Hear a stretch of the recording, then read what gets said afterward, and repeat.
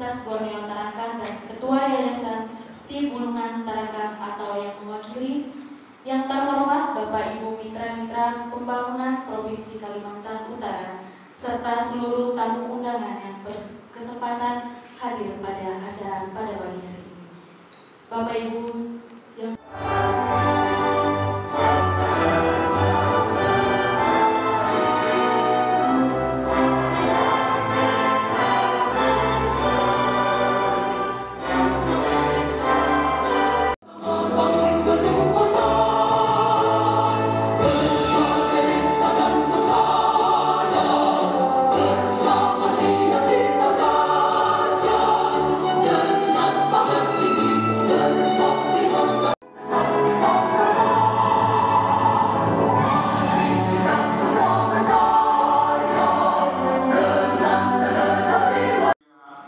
pengenalan nilai konservasi tinggi dan development by design atau DBD di Kalimantan Utara.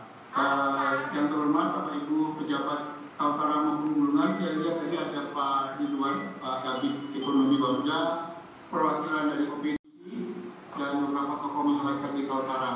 Seperti yang kita pahami bersama, tujuan kegiatan pagi ini memiliki dua tujuan utama, yaitu memperkenalkan konsep Rektor Universitas Borneo Tarakan dan Ketua Yayasan STI Bulungan Tarakan atau yang mewakili, yang kami hormati Bapak Ibu Mitra-Mitra Pembangunan dan Dunia Usaha Provinsi Kalimantan, mendukung kegiatan pembangunan berkelanjutan di Kalimantan Timur, di mana salah satu dukungan yang dilakukan adalah melakukan kajian berbasis landscape nilai konservasi tinggi atau NKT pada level yurisdiksi, dilanjutkan dengan pendekatan development by design untuk memberikan panduan dalam alokasikan penggunaan wilayah dalam rangka pembangunan berkelanjutan. Kajian landscape nilai konservasi tinggi. Bismillahirrahmanirrahim. Acara workshop pengenalan nilai konservasi tinggi dan Development by Design Provinsi Kalimantan Utara secara resmi kami buka. Semoga Allah Subhanahu upgrade knowledge kita, apa itu nilai konservasi tinggi, bagaimana cara membangun di wilayah-wilayah tersebut. Nah, hari ini sudah hadir dari Yekan Pak Hanes dan Pak Musnanda. Untuk yang pertama kali presentasi kami silahkan kepada Pak Kabid. Jadi sekali lagi seyogianya ini penyampaian harus disampaikan oleh Pak Kepala Bapeda, namun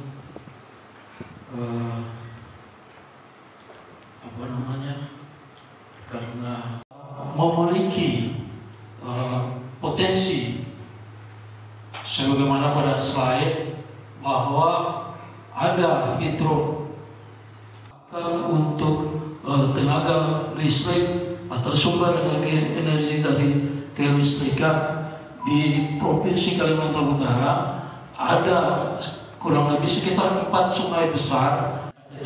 Selain itu bahwa selain pertambangan juga ada dari potensi yang berasal dari kehutanan baik terhadap kawasan maupun pemanfaatan kayunya. Kemudian ada bioenergi, pemanfaatan CPO, kemudian lanjut, kemudian Provinsi Kalimantan Utara selain memiliki potensi terhadap Provinsi Kalimantan Utara juga dihasilkan dari daerah aliran sungai berupa delta Kayan Sembakung yang terbentang kawasan hutan gambut, kemudian mangrove dan sebagian pesisir. Kurang lebih luasan dari delta Kayan Sembakung ini sekitar 800 delta Kayan Sembakung ini. Kemudian lanjut, untuk mendukung pembangunan berkelanjutan, Provinsi Kalimantan Utara memiliki itu dalam rangka peningkatan ekonomi, tapi tetap kita menggunakan sumber energinya itu dari PLTA. Kenapa disebut kawasan industri hijau Indonesia? Di offshore terakhir itu sebelum saya bergabung di EKAN, saya di RSPO Sekretariat, jadi TKI saya di Kuala Lumpur, bahas atau memberi sedikit insight gitu, apa sih yang namanya nilai konservasi tinggi. Banyak orang mengatakan bahwa nilai konservasi tinggi ini di level tapak sudah mulai ada negara-negara yang menerapkan HCP ini. 2008 ini ada revisi, kemudian 2013, 2017 ini diperbarui berbagai komoditi, kemudian RSPO, ada juga yang Soil Association, dan untuk Indonesia sebetulnya kalau yang perkebunan di standar ISPO juga sudah masuk. Hanya masalahnya di ISPO itu tidak disebutkan NKT punya nilai konservasi tinggi, jadi itu sama. Nah, ketika kita bicara nilai konservasi tinggi, kita bicara nilai. Ini saya kasih very basic ya, sangat basic. Nilai apa sih yang dimaksudkan nilai di sini? Apakah nilai itu rupiah? Ketika kita bicara nilai, itu ada yang sebetulnya terukur, bisa kita hitung. Kalau tadi ada berapa?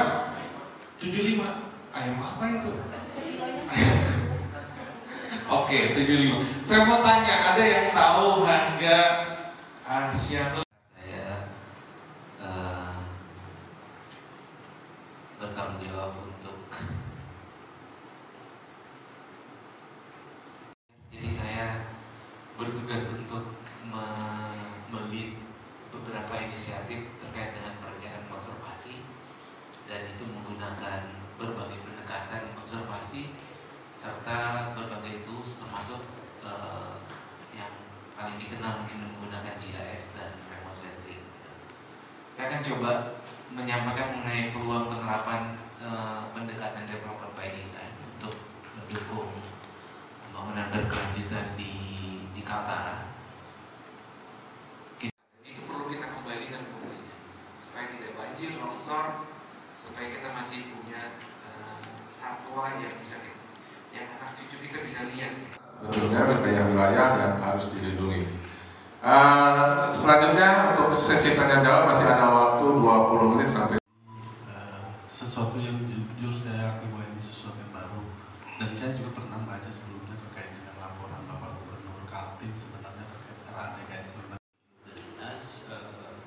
WWF pernah membuat HCP untuk Kalimantan Utara, waktu itu bersama dengan Bapeda juga, datanya sudah ada, dengan analisis fasilitasi penyusunan dokumen perencanaan perlindungan dan pengelolaan ekosistem gambut di 3 kabupaten dan 2 provinsi. Itu kan ada di Kabupaten Nunukan ya, diikuti oleh Kabupaten Tanah Bidung, dan sedikit sekali di Malinau. Dan tadi juga disebutkan bahwa sebenarnya gambut itu sudah masuk ya di dalam yang apa tadi sudah avoid gitu kan.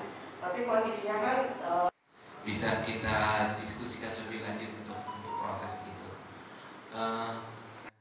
Di sini ada kebun, ya, atau ada kegiatan tambang, maka dia akan berdampak pada wilayah sekitarnya. Semakin dekat, dan Bu Ningsi ya, Ningsi ya. Jadi masalahnya ketika kita ingin menentukan ANKT, NKT itu adalah data dan disampaikan dalam penutupan kegiatan ini.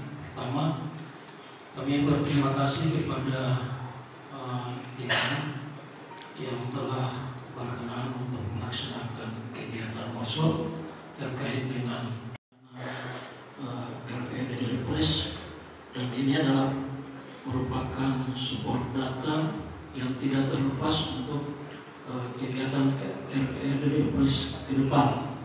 Kemudian yang kedua, kami berterima kasih kepada seluruh stakeholder baik dari pemerintah Provinsi Kalimantan Utara, kemudian dari pihak mitra, dari lembaga pendidikan,